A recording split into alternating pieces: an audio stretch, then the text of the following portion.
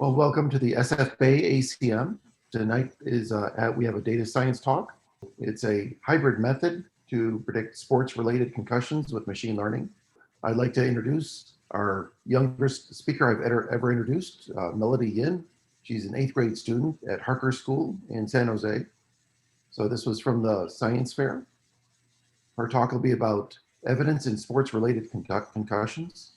And a lot of the evidence is insufficient to determine the best combination of measures to use the evaluation tools. So she'll talk about 3 different machine learning methods and the prediction rules.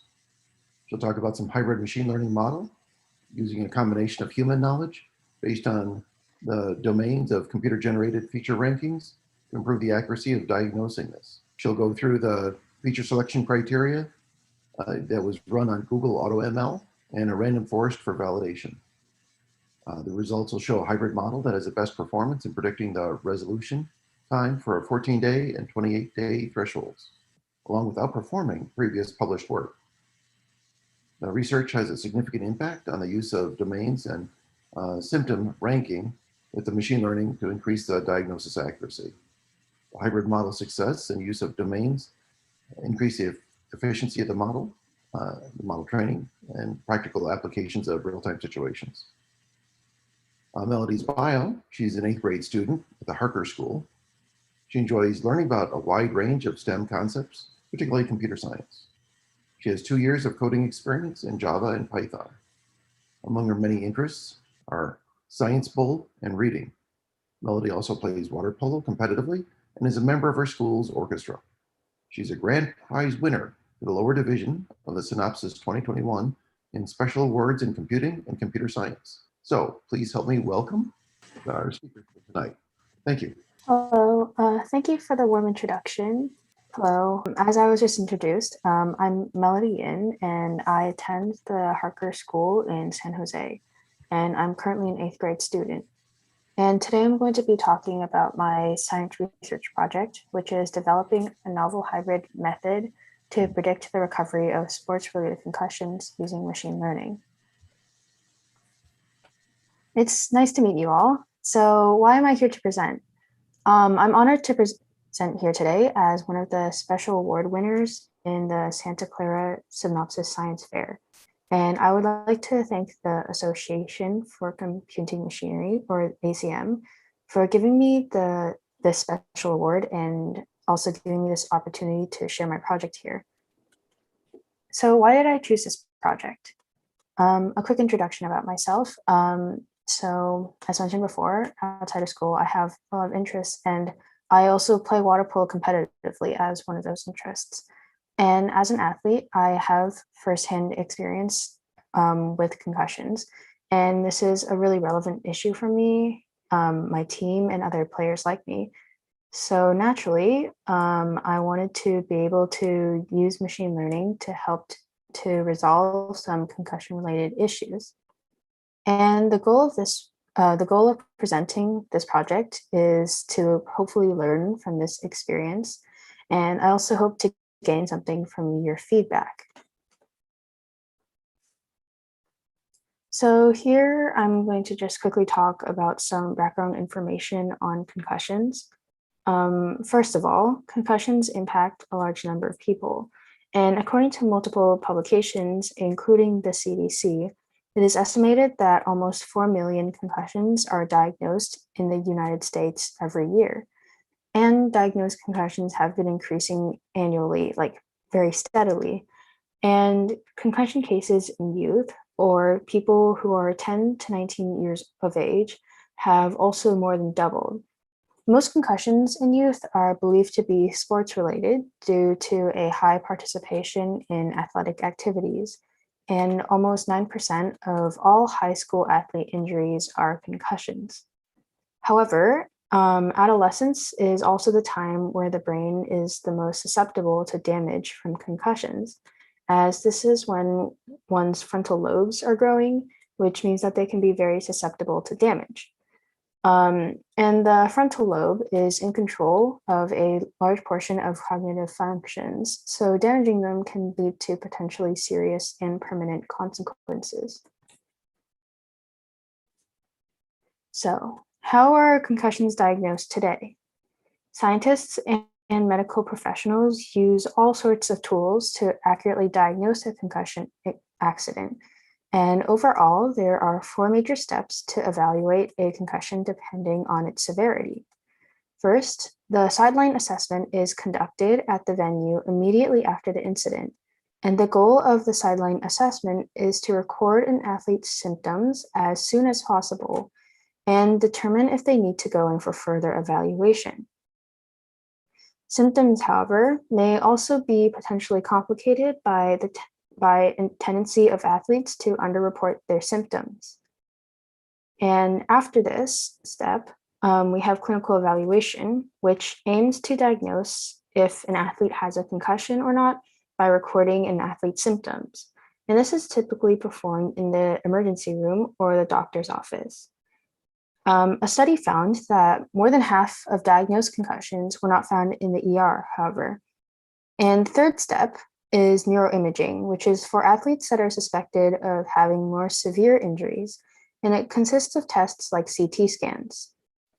However, it is important to note that traditional neuroimaging techniques are of little diagnostic value for most concussions because concussions are not physical injuries and thus do not have set biomarkers.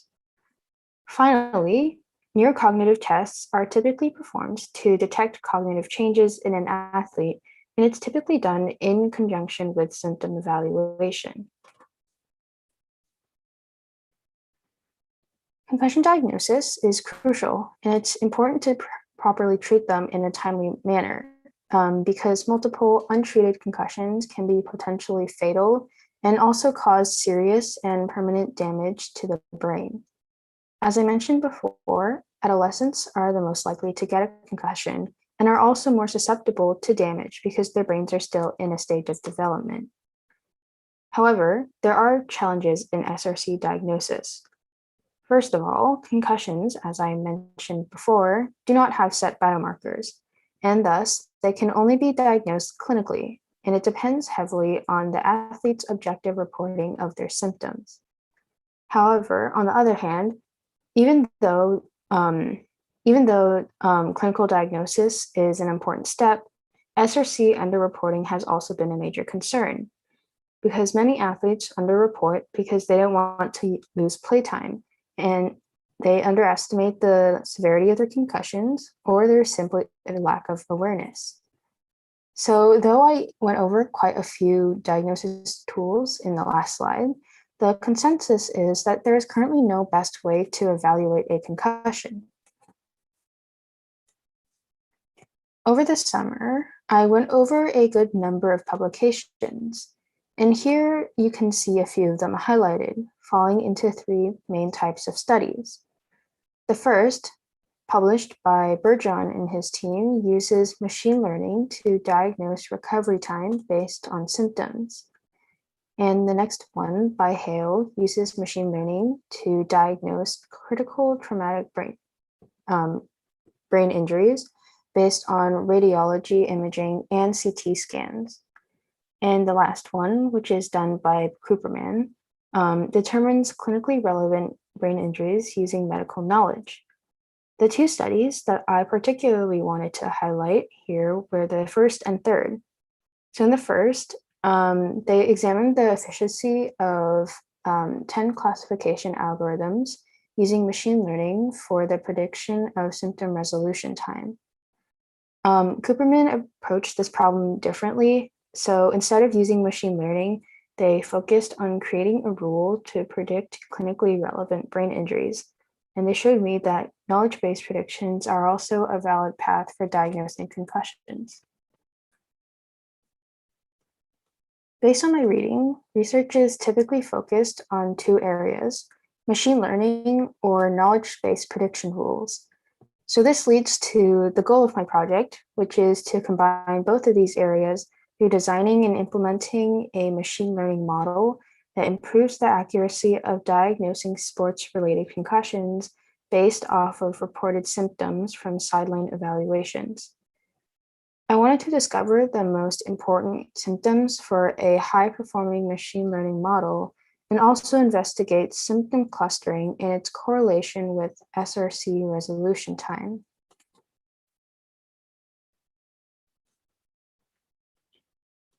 Before I proceed with my presentation, I also wanted to clarify a few of the terms that I'm going to be using frequently. Parameters are function arguments that can have a range of values, such as yes and no.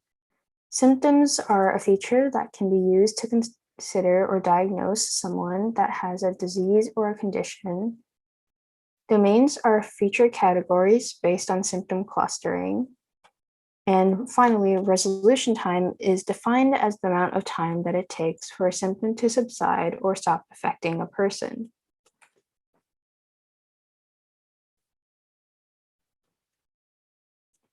This slide illustrates my processes throughout this project, and it may look a little bit busy, but overall there are 5 major steps which I will go over in more detail later.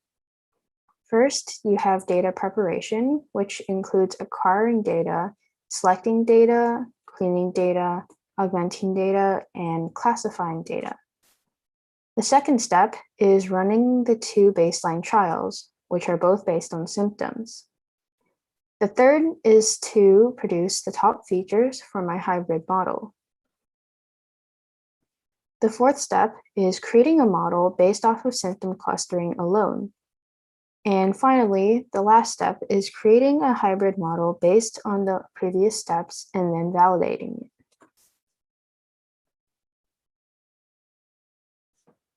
Okay, so we're going to start first with the first step, data preparation. And this includes, as I mentioned previously, acquiring data, selecting and cleaning data, augmenting data, and classifying data. The data that I used was from NATION, which stands for the National Athletic Treatment Injury and Outcomes Network. And it consists of a collection of data from athletes in 147 high schools in 26 states over the course of 3 years. The people involved were from 13 boys sports and 14 girls sports, and over 47,000 injuries were recorded, along with over 5 million athlete exposures. It was originally launched as a project because of concerns about the underrepresentation of no time loss injuries, and data provided by NATION consists of injury, conditions, circumstances, and symptoms. And this is actually the same data source that previous work, or more specifically, Bergeron's work, has referenced before, and the data also fit my requirements. This slide summarizes my dataset preparation. The original dataset that I received included 11,156 entries of sports injuries.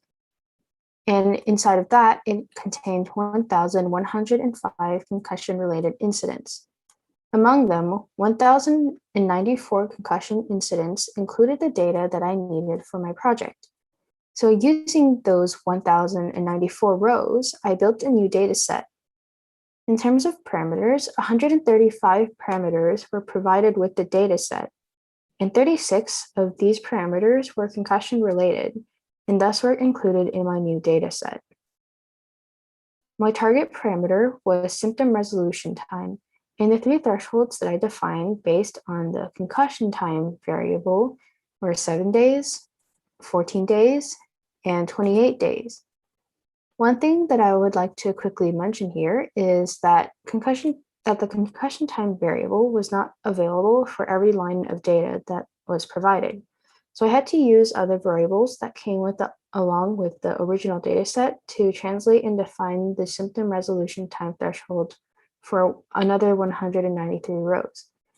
This also helps to keep my dataset above 1,000 rows, which happened to be a minimum data requirement for Google AutoML, which I used to train the majority of my models.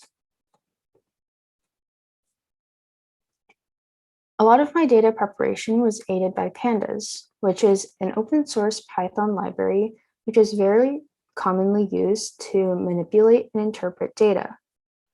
Some of the code that I wrote while cleaning my data is provided here. In this particular snippet of code, I'm classifying the dataset's concussion time column into thresholds in preparation for creating the output parameter.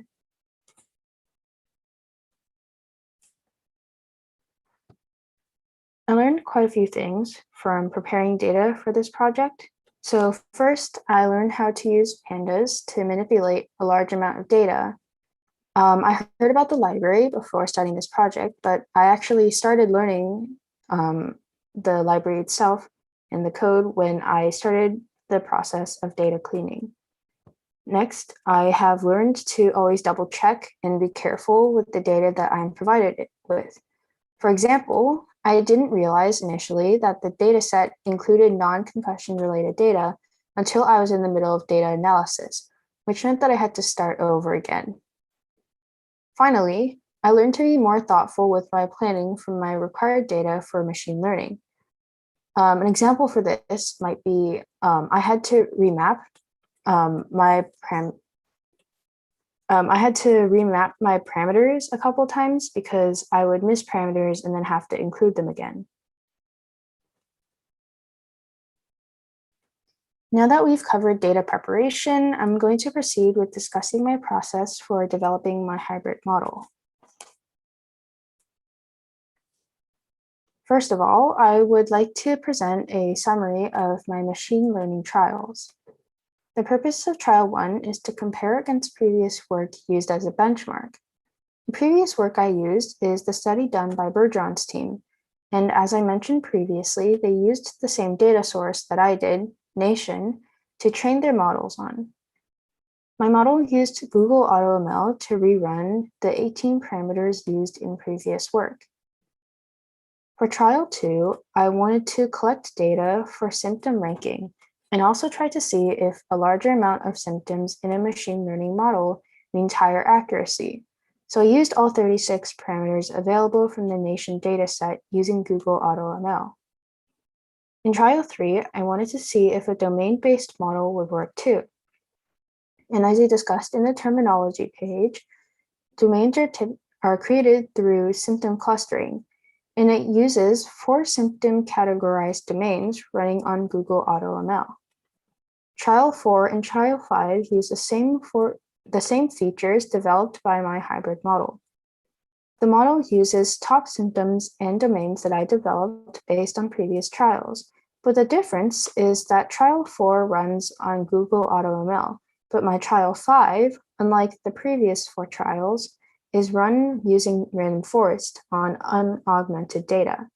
If you recall that my final data set contained 1,094 rows, there were 193 rows of data that I made using data augmentation. Without the augmented data, I had 901 rows of data, which I used for the random forest model. Now that I have given a general overview of the models that I built, I'm going to go over the first 2 trials. I chose to use Google AutoML to train my models because it was convenient to use and displayed results well.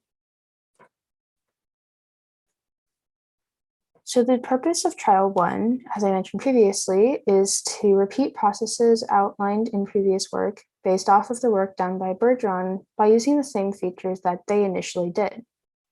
I chose to reference Bergeron because they used the Nation database as I did. So the features that I used are concentration, disorientation, dizziness, headache, hyperexcitement, irritability, unconscious, nausea, tinnitus, balance, visual issues, sensitivity to light, sensitivity to noise, insomnia, drowsiness, vomiting, amnesia, and symptom sum, which is the total number of symptoms that appears in each row of data, which indicates the total number of symptoms reported for an athlete.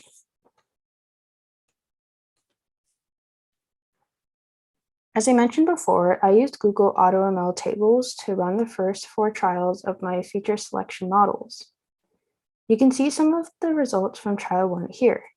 This is a snapshot of Google AutoML results for trial 1's 7-day resolution time threshold. And the AUC ROC for the 7-day time frame was 0.766, and the accuracy was 79.6%.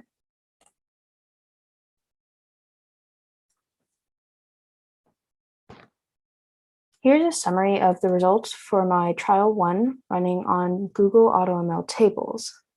For a 7-day resolution time, the AUC ROC was 0.766, the accuracy was 79.6%, and the node hours was 0.764. For the 14-day resolution time frame, AUC ROC is 0.743, the accuracy is 69.9%, and the node hours is 0.776. For 28-day resolution time, the AUC ROC is 0.854, the accuracy is 90.3%, and the node hours is 0.686.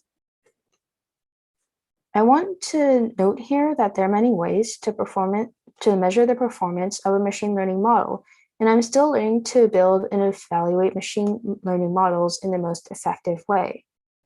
I chose to use AUC ROC and accuracy in my analysis, and I'm going to quickly explain why.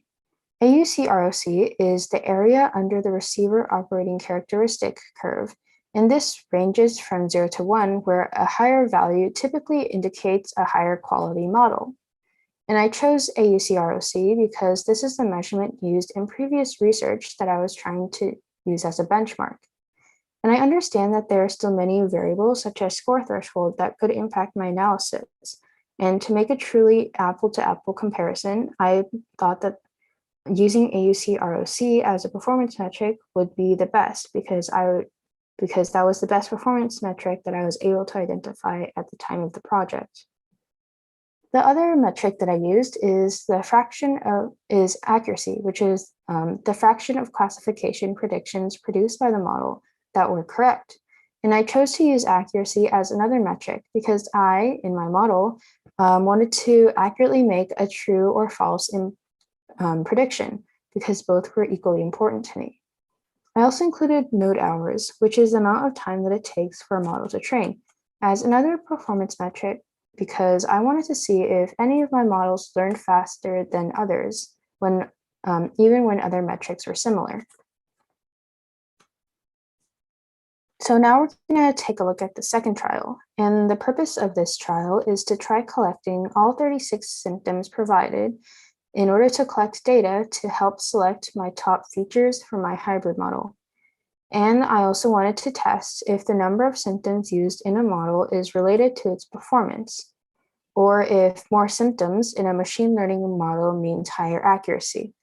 And the features that I used are listed here.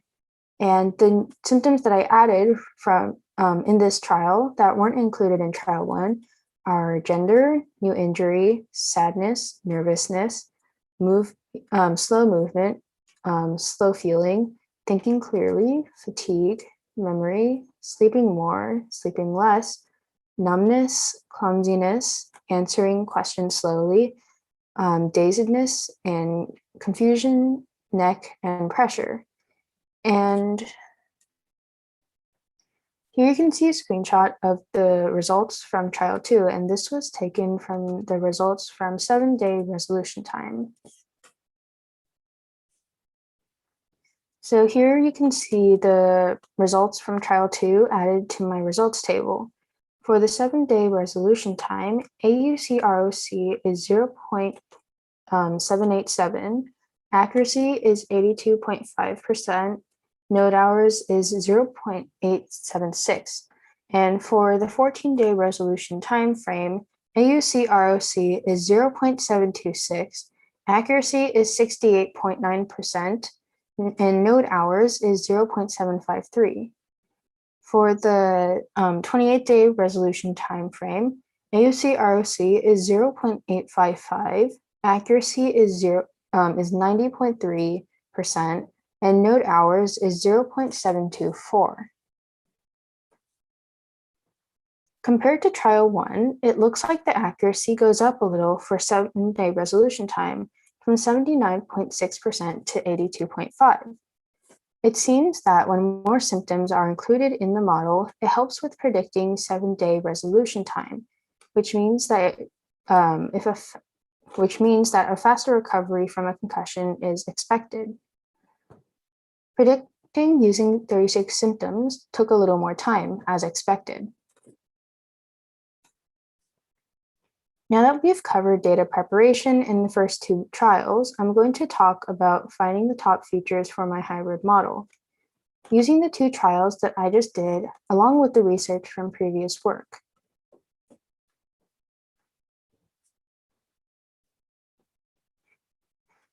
This slide illustrates my top symptom feature selection process. So to select the top symptom features for my hybrid machine learning model, I use symptom ranking from 3 machine learning results. They are the top ranking results from Bergeron's work and the top ranking results from my trials 1 and 2 that I just discussed. For these two trials, I ranked the symptoms based on Google AutoML's importance score. Google AutoML has a function that tells you how much each feature impacts a model. And this is shown in the feature importance graph when you get results back from training.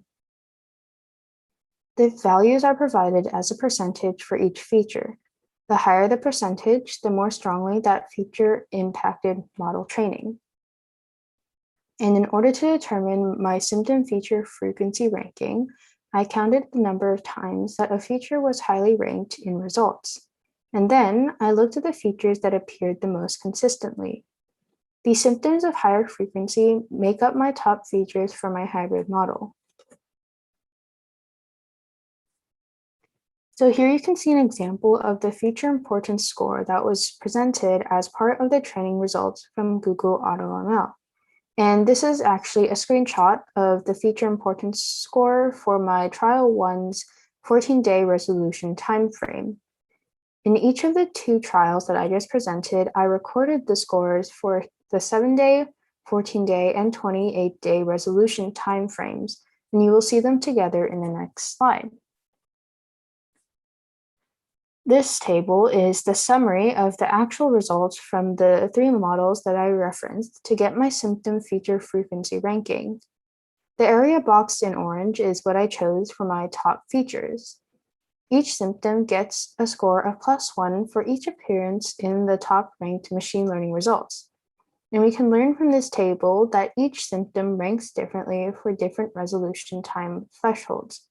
For example, balance is a top-ranked symptom for all trials and resolution time thresholds, except for 28-day resolution time thresholds in trial 2, where 36 symptoms were used. Another example is that visual problems is a higher-ranked symptom for 14-day and 28-day resolution time, but not for 7-day resolution time. The symptoms who had the highest symptom feature frequency rankings were chosen as my top features. And as you can see, the ones that appeared the most were balance, sensitivity to noise, symptom count, insomnia, sensitivity to light, concentration, dizziness, drowsiness, headache, and visual problems.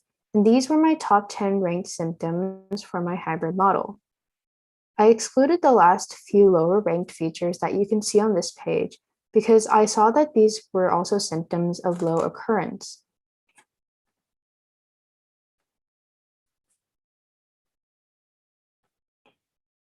I have now talked about data preparation, running the first 2 machine learning trials on Google AutoML, and getting my top features and preparing for my hybrid model. So next I'll be discussing the use of symptom clustering in my project.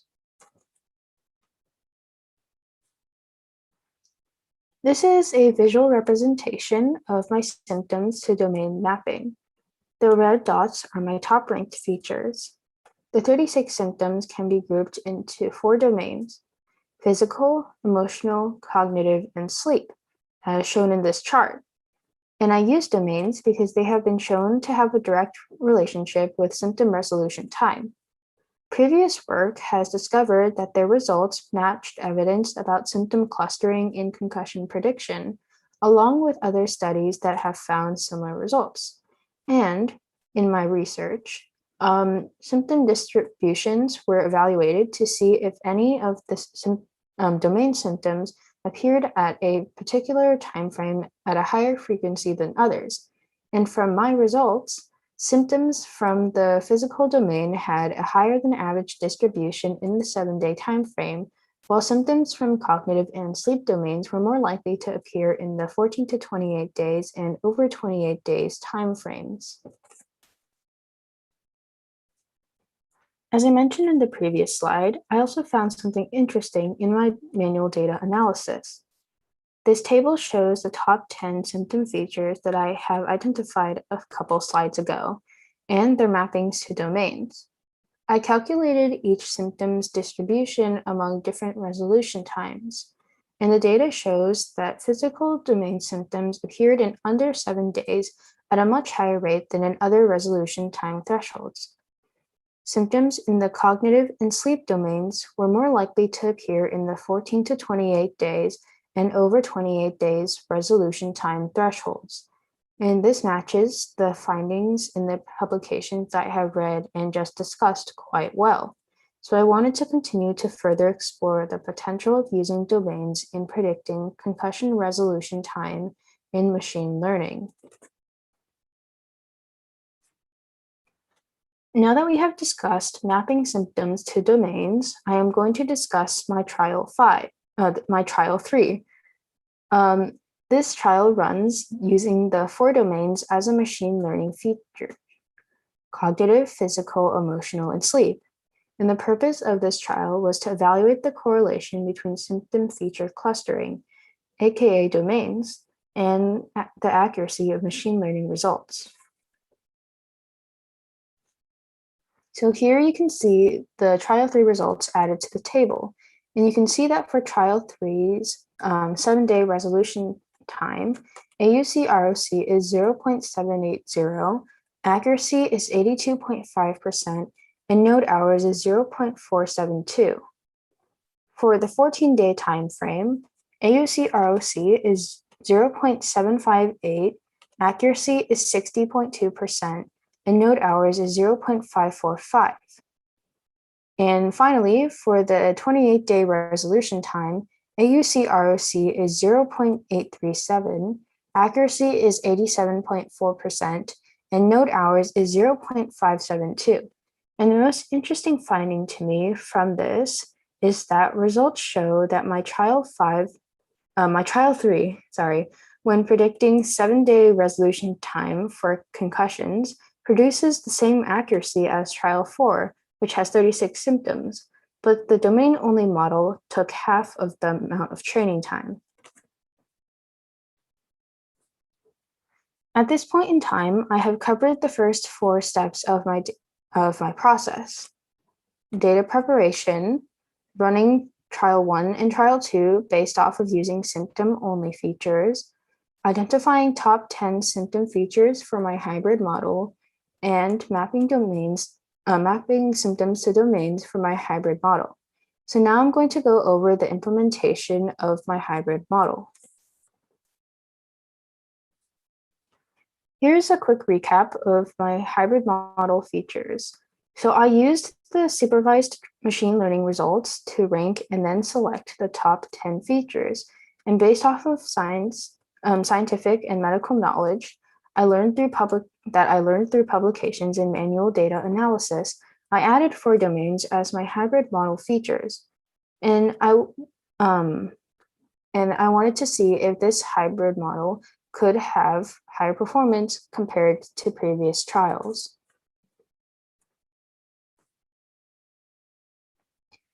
So this is the final feature list for my hybrid model.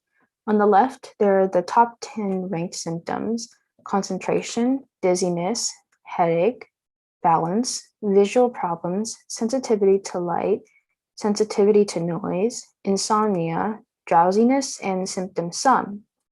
And on the right, there are the 4 domains that I mapped: cognitive, physical, sleep, and emotional. And this brings me to the first of my hybrid models. For trial 1, the purpose was to evaluate the hybrid model using augmented data on Google AutoML. So here you can see the results of trial 4 added to the table.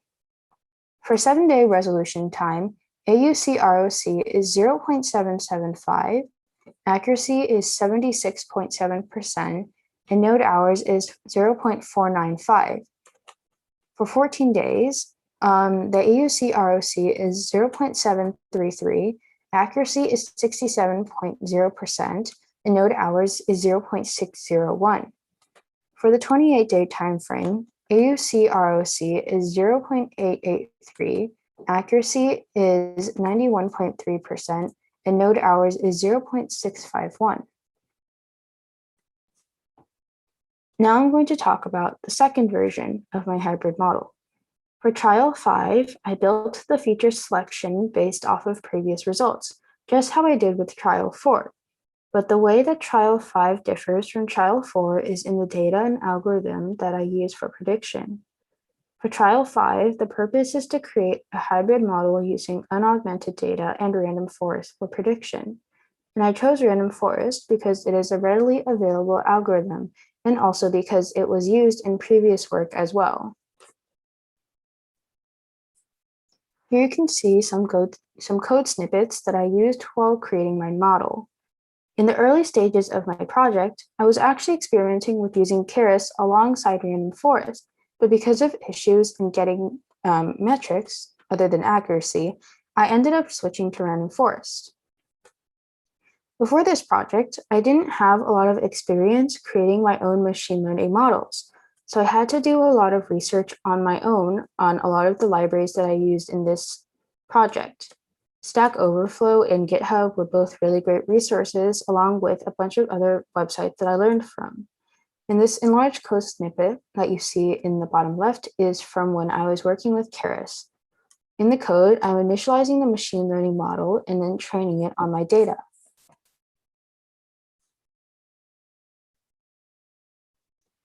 Here you can see some more of the code that I wrote. This is from my work with random forest, and the code that I'm showing here first trains the model on my data and then displays the results in the form of a plot. And here you can finally see the results of trial 5 added to the table. My trial 5 overall outperformed my previous trials, and for the 14-day resolution time, the AUC ROC is 0.866 and the accuracy is 78%. For the 28-day resolution time, the AUC ROC is 0.924 and the accuracy is 93%. And I'll be going more into detail about the results later on.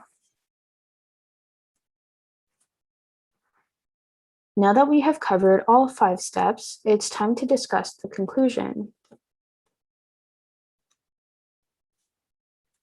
I'm going to quickly explain why I chose AUC ROC as a parameter. Previous work uses AUC ROC for reporting performance results from running 10 machine learning models. So I used the results of the top performing model for each resolution time threshold in comparison with my work. All of the AUC ROC performance results are based on SRC injury data for all contact sports. Moving on, here you can see a summary of the AUC ROC results from my trials, along with a comparison with previous work. You can see previous work represented by the purple markers. My hybrid model had an alright AUC ROC score, and based on the results, my hybrid model is effective as the highest performing in 14 and 28-day timeframes among all of my trials. And the results confirmed that the hybrid model and the use of domains as a parameter are effective in predicting SRC resolution time. My data cleaning and selection process, as well as the use of Google AutoML and random forest, have also contributed to the improved results against previous work. Again, the reason why I chose accuracy as another metric while comparing my models is because it is a commonly used metric that determines the percentage of cases that a model gets correct. So here you can see a visual representation of my model's accuracies broken down by time frame. The red shows the highest performing models. The hybrid model, again, outperformed on the 14 and 28-day timeframes compared to my previous trials. And for the 7-day time frame, the domain model was the highest performing, along with my 36 parameter model. This shows again that my hybrid model is effective. Machine learning results confirm the correlation between physical domain and 7-day resolution time, as observed in the knowledge-based analysis. Though trial 3, the domain-only model, has relatively lower prediction accuracy, it may still be helpful in initial diagnosis to quickly identify if an SRC may need a longer resolution time. So this slide concludes my research. My hybrid model was the best performing among all of my trials, and it was the best performing specifically in the 14 and 28-day categories, with AUC ROCs of 0.866 and 0.924 respectively. The best performance for the 7-day threshold was the 36 parameter model with an AUC ROC of 0.787, but the domain-only model had the same level of accuracy. Domains are an effective parameter, and I have shown that there is a direct correlation between them in symptom resolution time.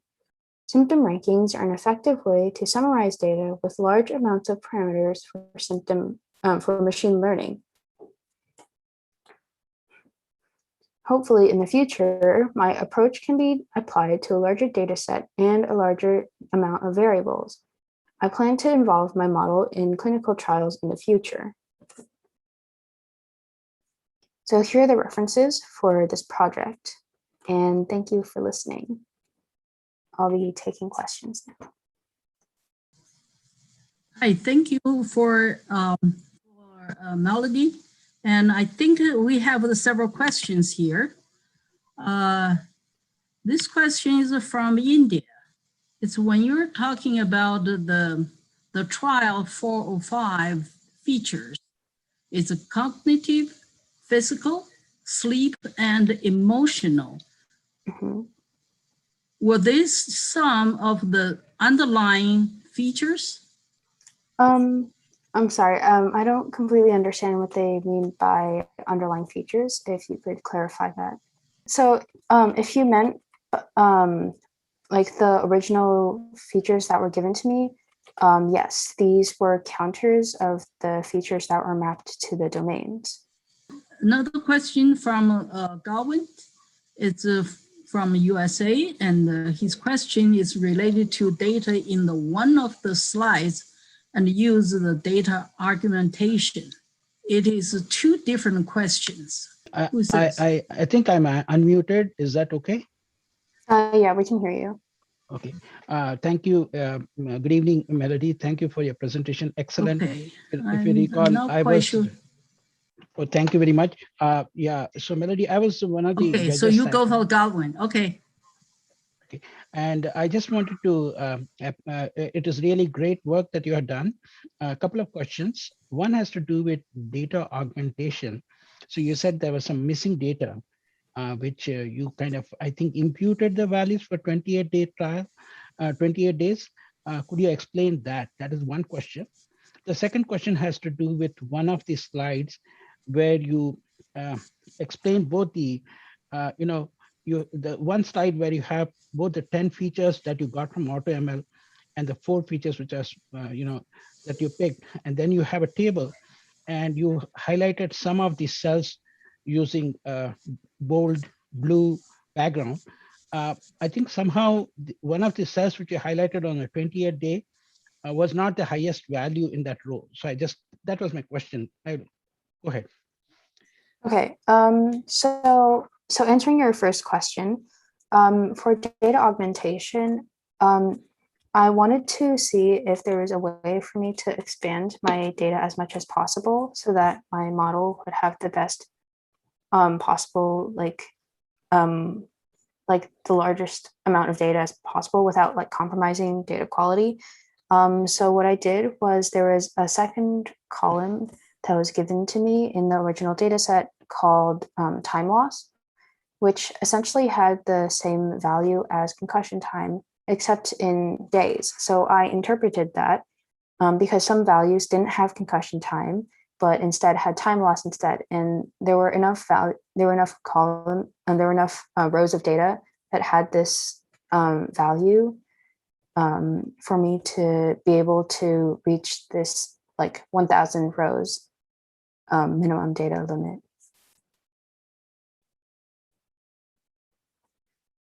And for your second question, I'm not 100% sure what you mean by that. So, so you have in one of the slides, you have both the, if not the slide before, go back, still more, still where you have both. Where you have both, you display both the features from AutoML as well as this thing, and then you have a matrix which basically talks about I don't know, I don't have the name for the slide, but it says top 10 symptoms domain, and under 7 to 14 days, and you have percentages for the different values. I think it's 2 or 3 slides. Yeah, this one. Oh, here. Yeah. So could you explain to me, if you look at the sensitivity to noise, if you look at that particular row, the highest value is actually 7 to 14 days, but you highlighted 24 point, the 14 to 28. So could you explain the logic here? Okay. So essentially what happened here was I was calculating the percentage of distributions for each symptom. Like, for example, if you look at balance, you see that like around 31% of all balance appearances are under 7 days, while around 33% are between 7 to 14 days. And the reason why that it might not initially seem to make sense is because I was looking at the symptoms distributions under the columns, and the ones that seem to have a disproportionate amount, a disproportionately high amount of symptoms under a certain time frame got highlighted. So it's not necessarily the largest distribution for the symptom itself, but it's just compared to the rest of the symptoms around it. Thank you. Any other questions? Let's go back to the Morelli's question.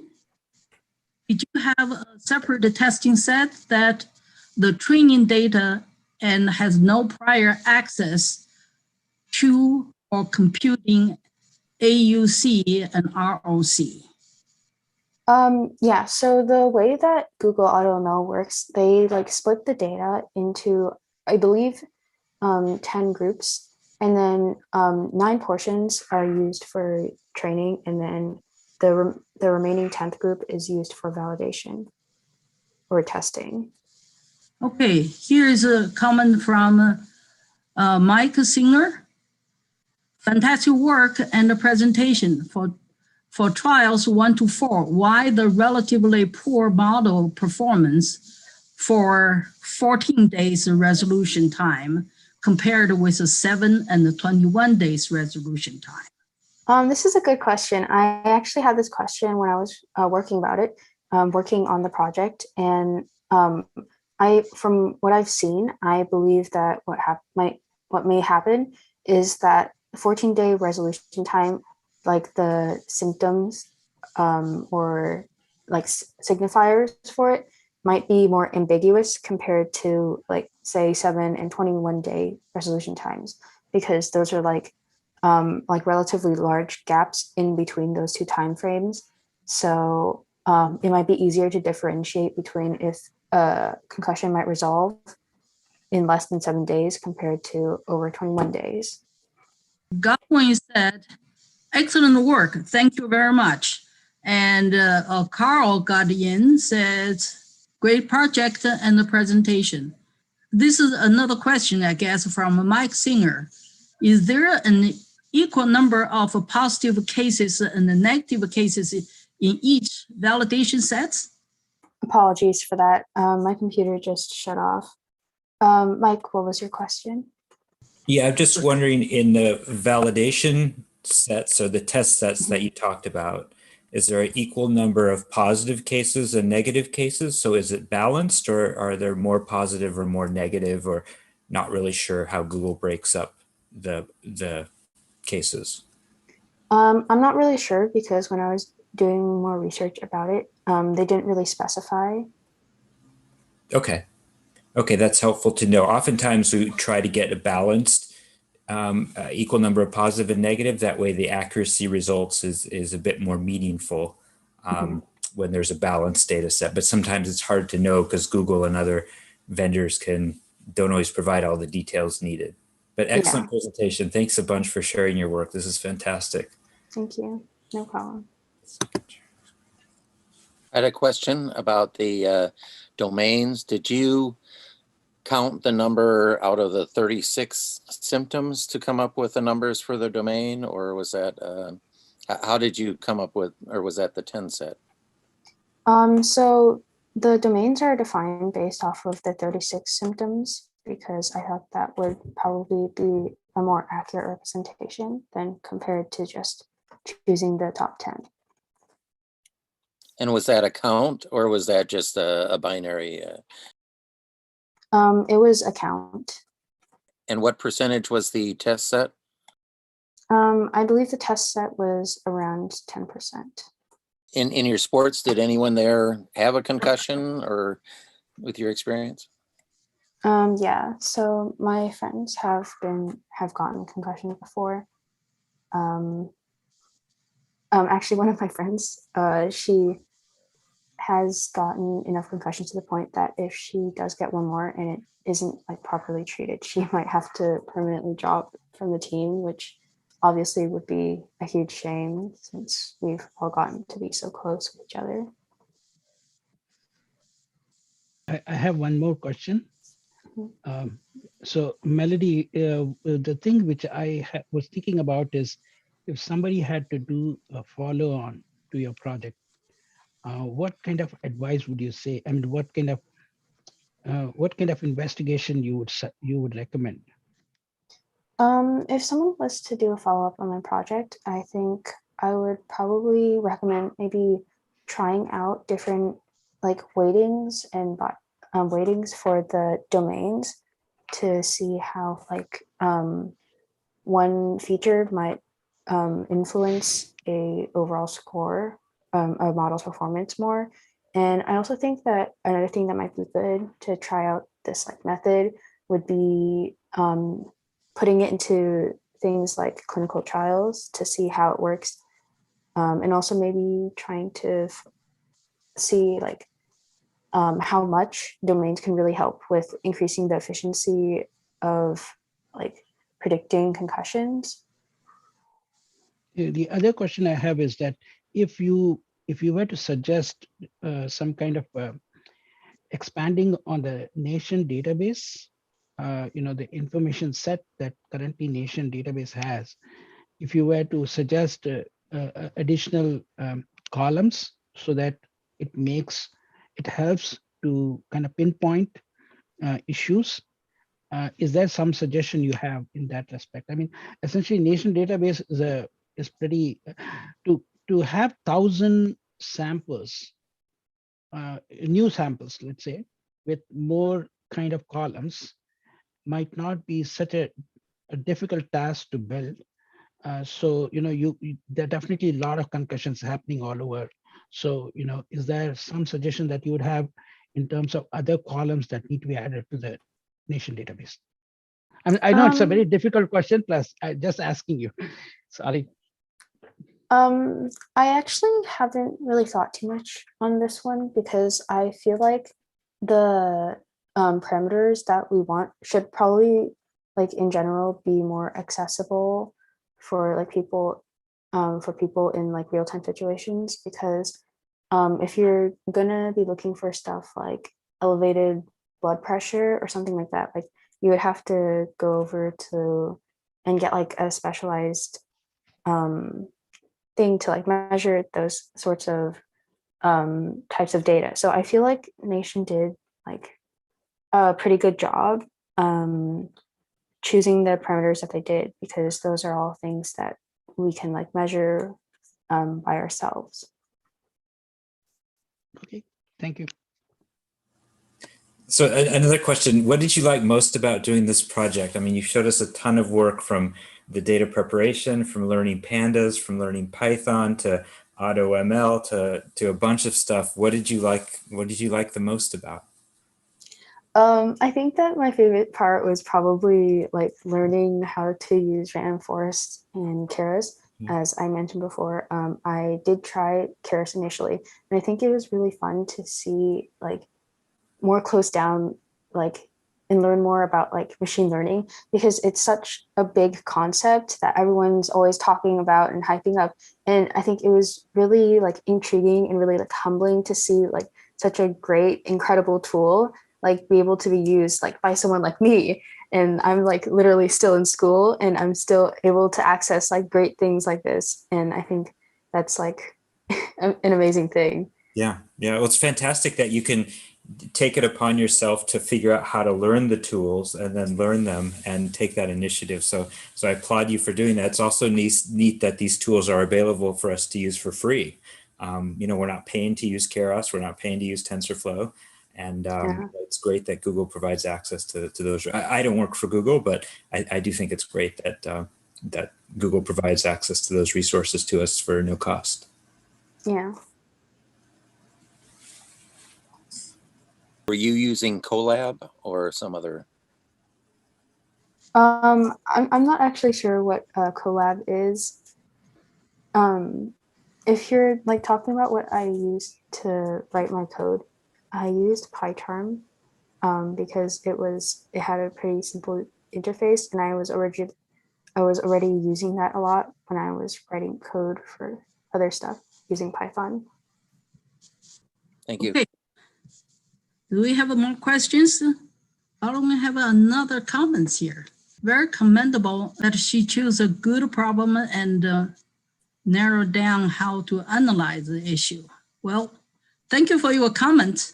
I think our judges agree with you all, and she was the grand prize winner for the Synopsys Special Award from our ACM Computing Society.